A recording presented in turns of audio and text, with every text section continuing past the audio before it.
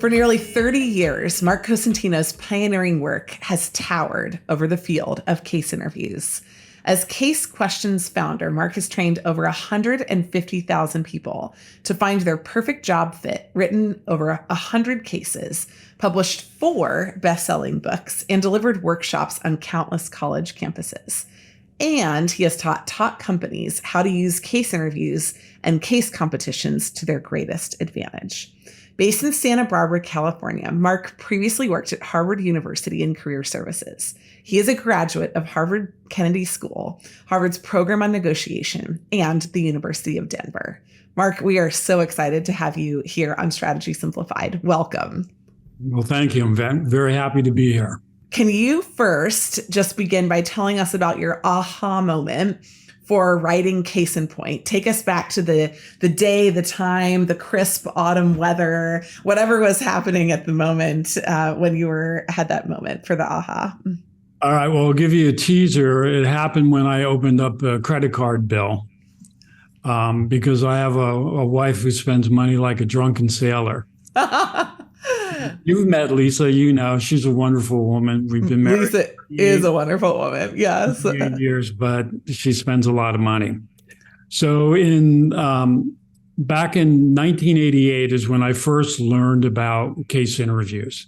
When I started working at Harvard, all the consulting firms came to Harvard to interview the Harvard undergrads. But there was no case prep back then, and most people didn't know what it was, how to answer questions. So I sat in a lot of interviews, talked to the recruiters, talked to the students, debriefed them after they got out, and I started collecting information. And then in the early 90s, I wrote the Harvard College Guide to Consulting and the Harvard College Guide to Case Interviews. But when you write a book for Harvard College, when you're part of the Faculty of Arts and Sciences, they own the book. They own everything you write. So then in 1997, I moved over to the Kennedy School of Government. They wanted me to be keeper of the dark side, the private sector guy. And I said, I'll come over if I can write a book and own it and go out and do workshops. And they said, we don't care what you do. So I moved over. I wrote Case in Point in 5 weeks while working full time, because this is all I worked on. I was the only one on all of Harvard's campuses that knew anything about this subject. So I saw not only Kennedy School students, but Harvard undergrads, business school students, PhDs, JDs, anyone who had a McKinsey interview or BCG interview, they somehow got onto my schedule. So I started collecting more information, and in 1999, the first edition of Case in Point came out. And the aha moment was, I had 2 young kids that eventually had to go to college. So I needed to put some money away, and this was a nice way to do it. I love that. So your foundation was in entrepreneurship. That's amazing. Marc, I've joked recently with my husband that he thought he was marrying a frugal woman, because I used to have small credit card bills, but I hadn't discovered buying companies and buying real estate yet. So I think he got a bigger surprise than he was counting on more recently. I'm excited to just talk a little bit about the development of Case in Point and the Marc Cosentino approach to case interview prep, because you knew it for all these college students. You had to develop a methodology, though. It didn't exist. There was nothing there. The firms at the time, if I remember, were saying, you don't have to practice for case interviews. All you have to do is come in and show us how you think. And so you were on the other side of that, saying, no, I actually do think there are methodologies behind it. So tell us a little bit about how you developed this approach to case interview prep for listeners that might not be familiar with it. All right. Well, back in the day when companies would send more senior people to do the interviews. So I remember Oliver Wyman, Alex Oliver, and Bill Wyman used to come on campus and do the actual interviews. And those guys were a genius, because they would pick something out of the resume of the student and turn that one experience into a case. And it took a lot of work to do that, and you had to be pretty smart to kind of pull that off. But they were geniuses at it.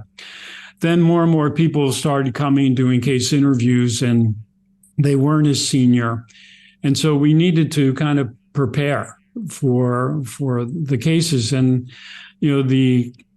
I went back and looked at the first edition of Case in Point, and I had the IVK system in there. And the IVK system basically tells you to summarize the case, verify the objective, ask if there's any other objectives or goals, ask some clarifying questions, and then lay out your structure.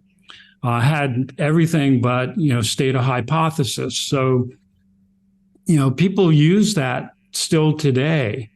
And I can't take all the credit for it because I was getting feedback from a lot of different people, but I was the first one to publish anything like that.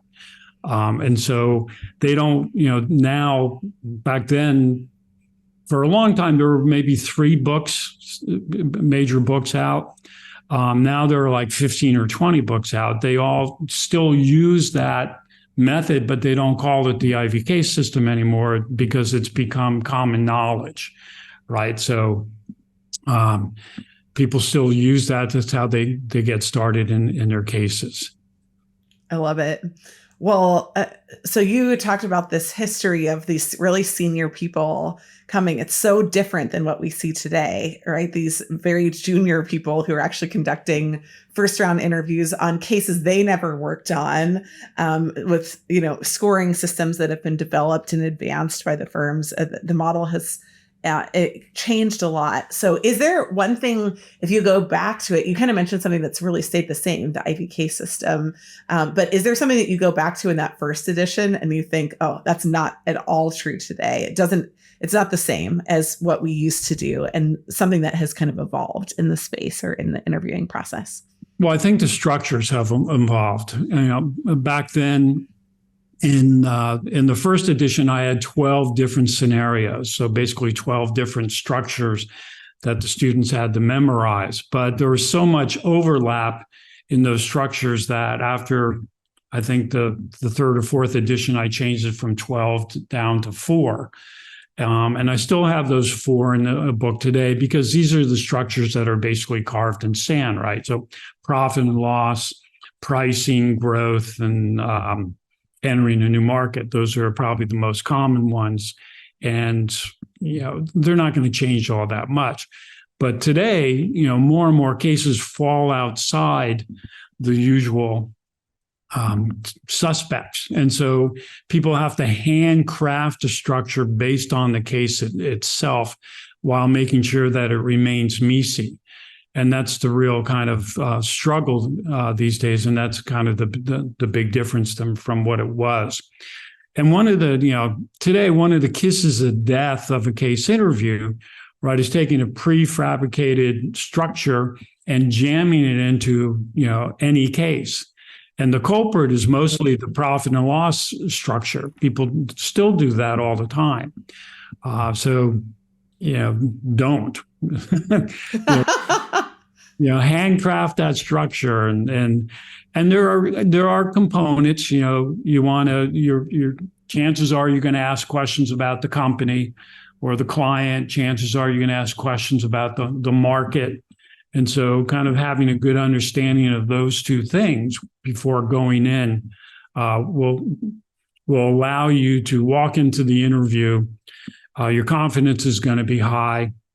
You're going to be able to lay out your structure more quickly because you don't have to stop and think, what do I want to know about the market? You already know what you want to know about the market because you've given that some thought, and you're not going to miss anything big, right? You're not going to use everything you think of in every case, but there's not going to be any holes in your structure. I love it. Marc, over time, you have talked about what theories have evolved. You've also seen a lot of students. You've seen a lot of young professionals.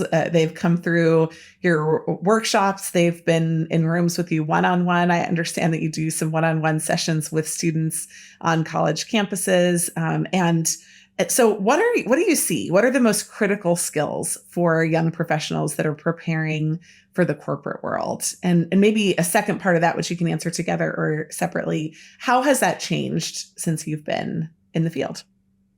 Okay, well, I would like to give you two. One is learn from your mistakes, and the other one is communication. Everybody's going to make mistakes. You're coming out of college, you're full of piss and vinegar. You don't know what you don't know. You've been protected by the school the last 4 years, and you're going to have a rude awakening when you hit, a corporation. It's you So succeed true. or you're gone is the sort of thing. So learn from your mistakes. Everybody makes mistakes. It's acceptable, but you need to learn from them and build on that and then move on. The other one is communication. I mean, since texting, everybody's communication skills, I think, have gone down a notch, myself included. People forget what a complete sentence is. So being able to write, LOL, Mark, LOL. right? But being able to communicate well, write, in a business style, get your point across. I know you guys are a big fan, as I am, of the pyramid principle. Absolutely. Learning how to do that and communicate well. Those are our two main things. The other stuff you can learn, right? The analytics but communication and writing and learning from your mistakes, you need to take that in there on day one. Absolutely. And so you mentioned the communication really changing and evolving with the text. But what about the first one, the learning from mistakes? Do you see a difference in the students that you're seeing and working with now versus the ones that you worked with, in your days at Harvard? Yeah. So oddly enough, I think cases were tougher years ago than they are today, in the sense that when you're answering a case, they would say, let me tell you why you're wrong. Right. And you'd have to, and it doesn't matter if you picked option A or option B, they had arguments. You were wrong. Yeah, totally. Right. Yeah. Because they wanted to see if you could defend your answer without getting defensive, make a persuasive argument while keeping your confidence level high. Right. And that's so important. As your clients aren't always going to be happy with what you have to say, and they're going to be in your face and down your throat.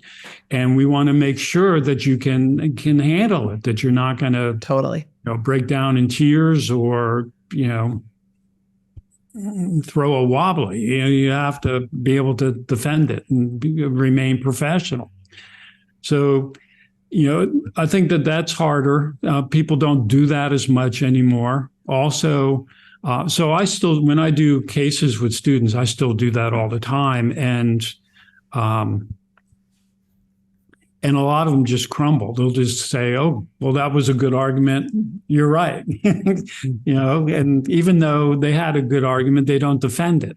Yeah. The other thing they used to do, and I still do when I do my cases, is when they say something like, well, why does Netflix want to do this?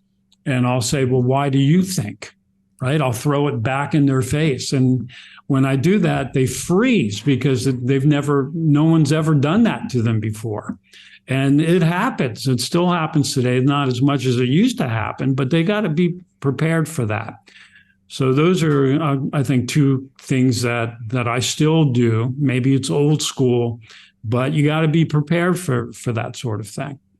I love that. Yeah, when I remember when I went to Bain, I felt like a genius. The whole sales process is basically you go through the case and they're antagonistic, but then they tell you at the end, like, that was amazing and you're incredible and you should come work here and not at McKinsey. And then you show up on day one at the firm and they're basically like, you're an amoeba. Right. You know nothing. And I was not mentally prepared for the expectation of the culture of refinement, let's call it, in a very gentle and nice way. Right. Basically, I was told for my whole first year that I was terrible, really bad at my job. And looking back, I was really bad at my job. Actually, I wasn't good. But that was part of their process of getting through it. So I love that you call out that cases test for that, because the ability for people to put themselves through that process and come out the other side without crying and running away is really, really important. And the other thing, the one thing that you really can't test in a case interview is teamwork.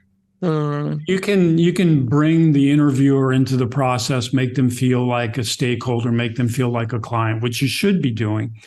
But as far as teamwork in a case interview, it's very different than what you would be doing as a consultant. So if I was put in charge of a consulting firm's recruiting process, first round would be one-on-one cases.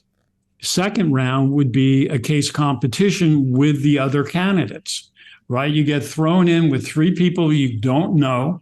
You're given a case, you're given a timeline. There's a recruiter who's sitting in the corner of the room watching the dynamics. You have several hours to put together a presentation. You present it to 3 or 4 consultants, and then they grill you. Right. And see whether or not you can defend your answer. And they see you in action, but they also see you, working as part of a team with people you don't know. And who becomes the leader and how did they become the leader? Did it happen naturally, or was it, did someone kind of bully their way in? And, those things are also very important because, consulting is all about teamwork, working, as part of a team. And that's just something they really can't measure in case interviews today. I love that you mentioned that, because our actual training at Bain, our offsite training, was in the Northeast near Boston, on Cape Cod, and they basically brought us together and we did essentially a week-long case competition. And there was this one moment, I'll never forget it in my life. The man who's now a partner at Bain in London was one of our managers who was assigned to the team to train us that week. And he did one-on-ones with each of us. And in the one-on-one, I don't know if he asked everybody this, but he asked me, he said, "Who's the top performer on our team?" He asked me the question on behalf of the whole team. And there was another guy. It wasn't me. And it was this moment of clarity that I called out, and I said, he said, "Why is he the top performer?" And he was bringing me along to an insight that he wanted, I think, everyone on the team to understand, which is that it wasn't the all-star, the fastest to contribute, the one that was the best at the data. It was the person who quarterbacked the team, right? It was the person who brought everything along. And that insight that you just mentioned, I think, is very powerful. Marc, I understand you've written a book about case competitions, and you do case competitions. Can you tell us a little bit about what you're seeing in the case competition landscape and why you think that's such an important skill? Since you brought it up, I feel like we should talk about it a little bit. Well, I did co-author it with 2 other people, and had fun writing the book, and they were more the experts at the time than I was. So I give them more credit than I should, than me. But I've been judges on case competitions, and both at the high school level and also at the undergraduate level. And at the high school level, I'm working with this academic enrichment camp, which they have a business program. And so they're given a case. Basically, they have whether it's the bicycle shop in town or whether it's a ski resort, they're given a problem, and then they have several days to work on it and then make their presentations, and then they get grilled. I just think it's such a great exercise because you're putting your classroom work to work. You're putting your teamwork to work. You have to build your communication skills. You have to build your basically your teamwork skills. There's just, it pulls on so many different things. And you may not like the people you're working with, but you still have to, you have a common goal to get together. And so I just think it's one of the best ways to get a feel for how someone interacts with other people, how they contribute, and you pick up a lot of skills by doing the case competitions. And I'd love to see more of them at the high school level, and then I know there's a growing number at the college level and also at the MBA level as well. But I think it's one of the best things you'll do in business school. Why wait until you get to business school? Start doing them in high school and form high school case competition teams like debate teams or I was basketball. just thinking it's kind of like that, the pre-legal parallel, but a very real world experience of what you would experience inside business. Exactly. I love that idea. Yeah. Well, we've talked a little bit about case competitions, the history of case interviews. Let me ask you one kind of final question just about the landscape going forward. One of the things that you've mentioned, and we've seen this, is that case interviews started in consulting, but have really gone far beyond that. How do you expect them to evolve over the next 5 years?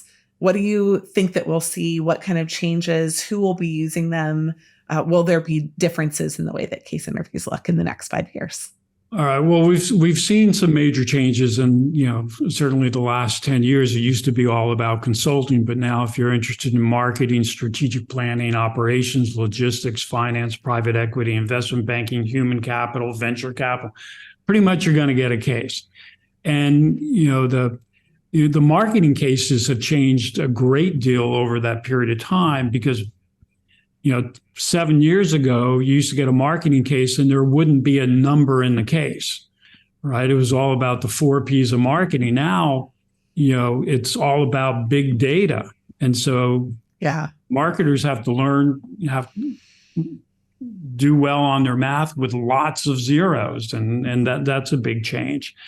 Also, data analytics is becoming more and more popular as a program, and also as a skill needed in a lot of corporations. And what I've seen on those interviews is they're given a spreadsheet, and the story is you have a boss who's not very good with numbers, and so you have to analyze the spreadsheet, draw up some charts to explain what's going on, identify the problems, and then come up with a solution to the problems or a game plan to help solve the problems, and explaining that to your boss. And also, in investment banking, you'll get financial documents, spreadsheets that you need to look and analyze that. So I think those things will remain the same. I would like to see more firms do the case competition as part of the overall recruiting process. And, this year might be a good year for them to start that because they're not going to do a lot of hiring, right? Particularly for the second years. It's true. It's not a good year to be a second year. And so they're going to be more picky. 2 years ago, they were hiring everybody and their brother. It's true. You have a PhD in animal science. We'd love to have you come and work in our banking division, right? Exactly. And so this might be a good time for them to expand that and try it, because there's going to be fewer people, and they're going to have to be, pick the right people, not just, warm bodies with, a good degree. So I don't know. It's kind of hard to picture. I know they're probably going to expand the bots that they're, the bot programs that they're doing, and, McKinsey's video game, that sort of thing. And that can only tell you so much. But I'd like to see expanse on the interaction and the teamwork. Powerful. Yeah, that's great. Well, I'm excited to see what the future holds, but I know you're going to be around puppeteering it, godfathering it for years to come. So we're excited to have you on the podcast today, Marc. I have a few personal questions that I want to ask you, but before I dive into those, is there anything that I didn't ask you, or anything else that you want to provide just in terms of advice, fatherly, grandfatherly advice for the folks that are going through case interviews in this particular season?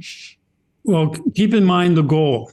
These are life-changing jobs, right? When you get hired by one of the top consulting firms, that launches your career. And I know it's a lot to ask of you to put 60 to 80 hours of prep time to prepare for an interview that you might not even get. But, you can't wait till you get the interview to start preparing because you're not going to have enough time. And It's true. walking into a case interview unprepared is like walking into a buzzsaw. Except with a buzzsaw, you can only die once. In case interviews, you can die many times, and it's not pleasant.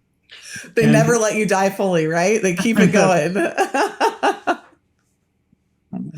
But it's a great career to get started in. I can't think of a better one. And one of the reasons is the learning curve never ends. And the people who go into consulting are driven. They always want to learn. And this is the place where you're going to do it. So put the time and the effort in. The firms know that they're asking a lot of you to put in that amount of time, but their thought is if you're not willing to do it, then you don't want the job. And we don't want you because you're not the type of person that we're looking for. Yeah. It's a hard truth spoken with a lot of grace, actually. I love that. The buzzsaw. I've never thought about that, though, Marc. That's really good.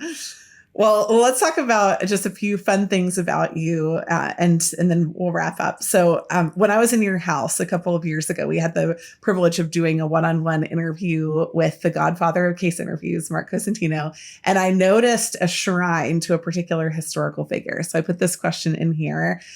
Why is Winston Churchill your favorite historical figure? How did it happen? And what is it in particular that you love about him?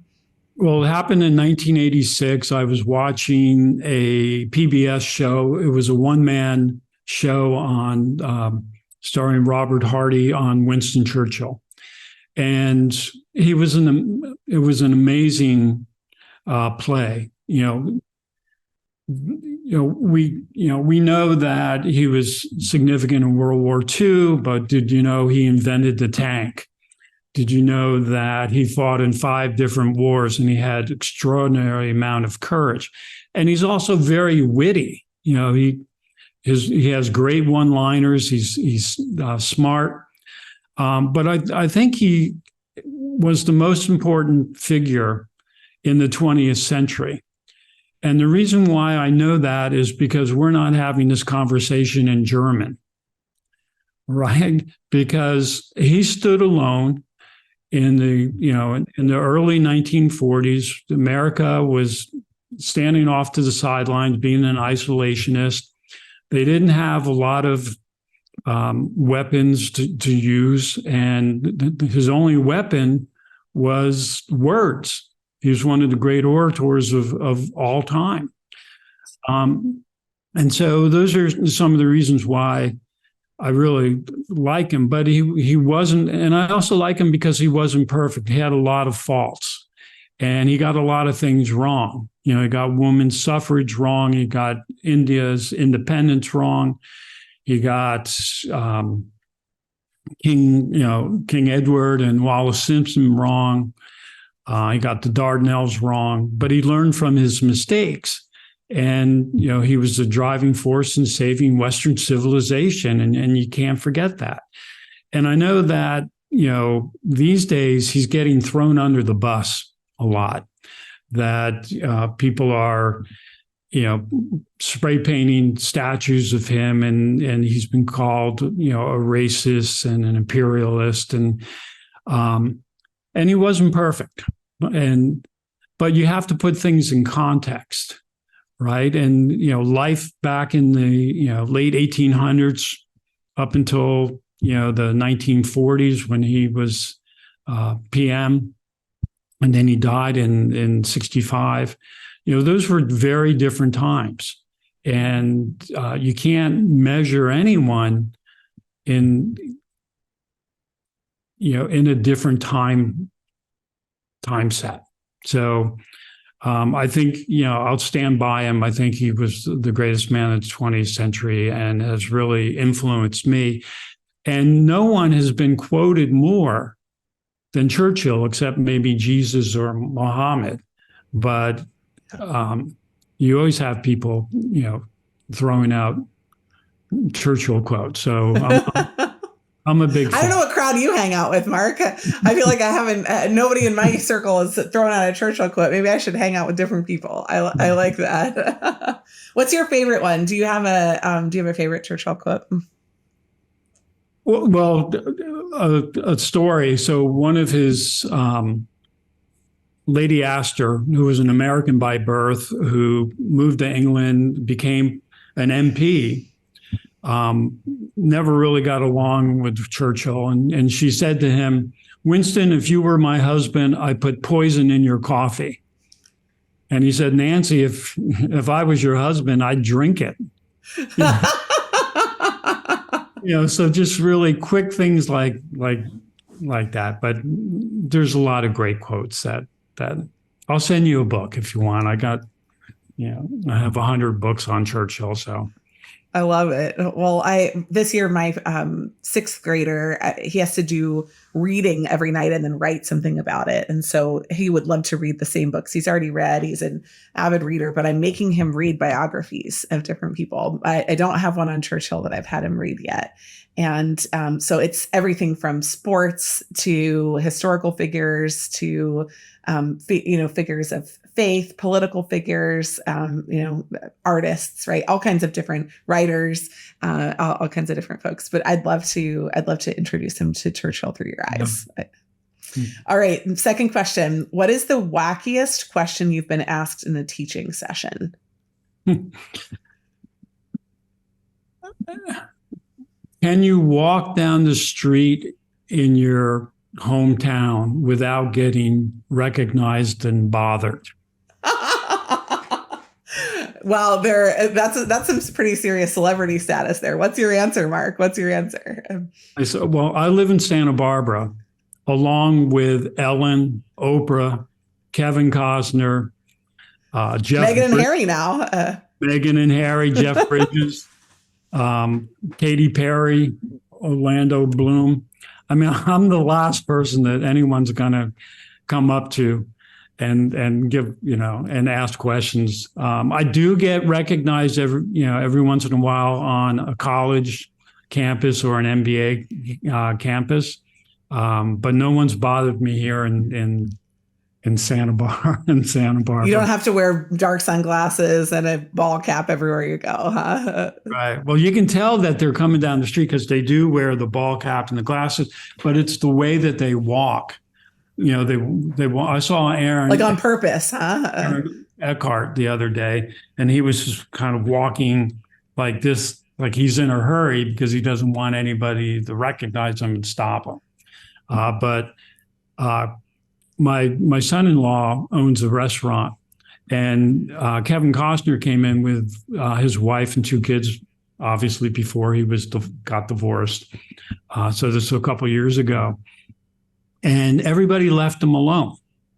And so at the end of the meal, he got up and he sent his family out, and he walked around to every table in the restaurant and introduced himself and thanked people for letting him have a quiet dinner with his family. Wow. So when I heard that, that just kind of blew me away. That was really, so in Santa Barbara, we see a lot of famous people and we just leave them alone. And so that's probably the wackiest question I got.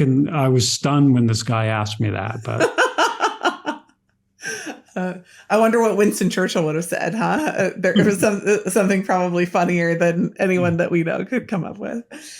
Great. Well, last question. What's the next stop on your travel bucket list? I know that you're on the road a lot for this work that we do, sharing the stories, being on college campuses. So there are lots of places that you have been, but where haven't you been? Where do you want to go? Well, so my next stop, which isn't work related, we're going to Seville, Spain. Ooh. for a month and in March, and we're just going to kind of get away and relax and wind down. It's been a Why busy. Seville? Well, because our good friends have gone there every year for the last 4 years, and they want to show us around. They stay for 3 months, and so they say, "Come over, and we'll just take care of everything." So it sounded good to me.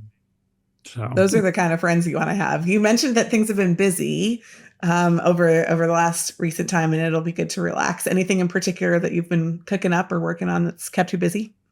Well, earlier I was rewriting the book. The 12th edition is coming out after the first of the year. I also got a call. There's a company that wants to do an audio book.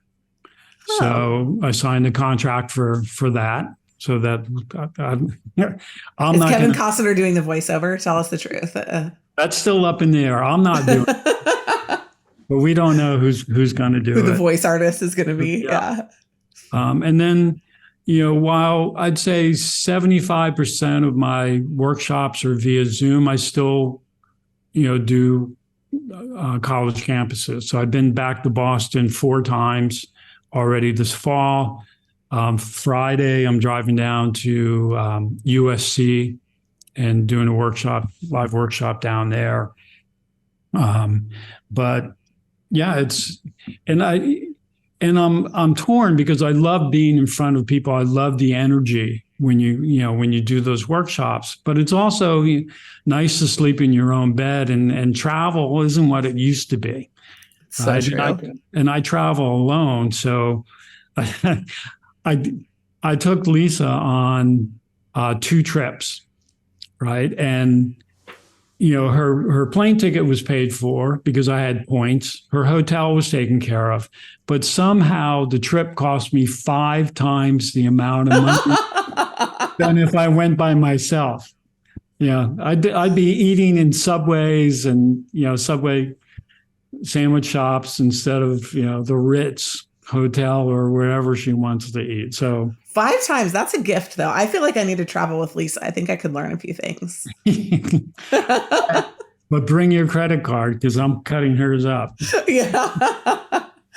Yeah, I guess that would be the new gig. That's all you have to figure out in this next season of life, right? Is how to have other people sponsor Lisa for her gifts and talents in shopping and working. Yeah.